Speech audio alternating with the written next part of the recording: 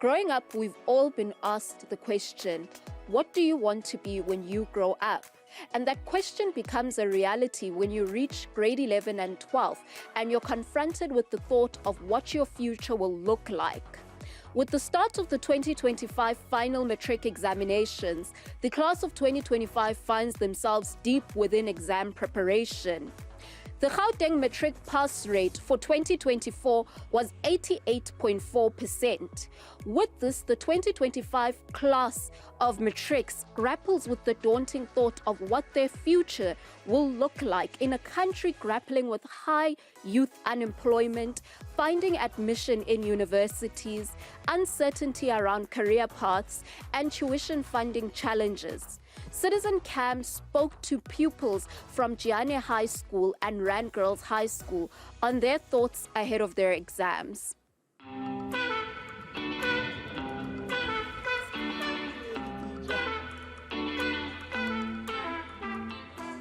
If it happens that next year I don't really get into varsity or I don't find employment, I will try to build a business because I'm into beauty. So I will try to build a business, a salon or something like that, so that I can make a living, while I'm waiting for the next year, so that I can apply in universities and also apply for jobs. If I'm having any problem with understanding whatever's going on, I go outside and I seek research externally, maybe ask a teacher or someone who has experiences.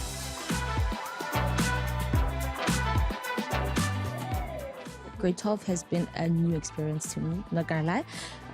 It has been something that is eye-opening because in other grades you slag behind everything, you just do it at your own time. With grade 12, you have to have your things in order. You are always busy at all times. You never have free times. We've had classes like Saturday, like coming here to school, and then there's also cross nights. And then, yeah, even during the year, we came at school 7 o'clock to prepare.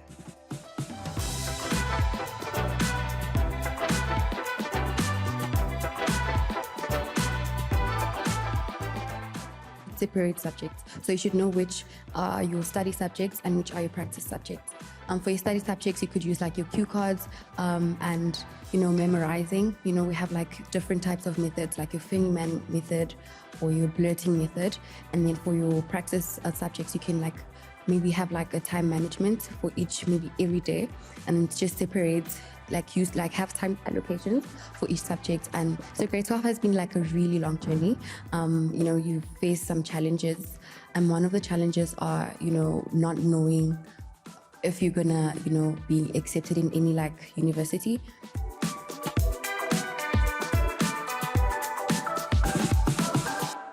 My study tips that I use to study are active recall and doing past papers, especially for subjects like numbers, which are accounting and maths.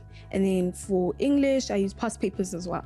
And then for business, it's active recall and computer application technology. Studying anything that has to do with computer, because that's my first love, actually. And also looking at how the world is going at this point. AIs are taking over the world, and yeah, I want to see myself in that part of the career, like studying tech, and yeah, and then I want to study that in varsity. That's what I applied for, actually, and hoping that I'll get into that so that I can be able to open up my tech company in the future years and being able to employ people and reduce unemployment.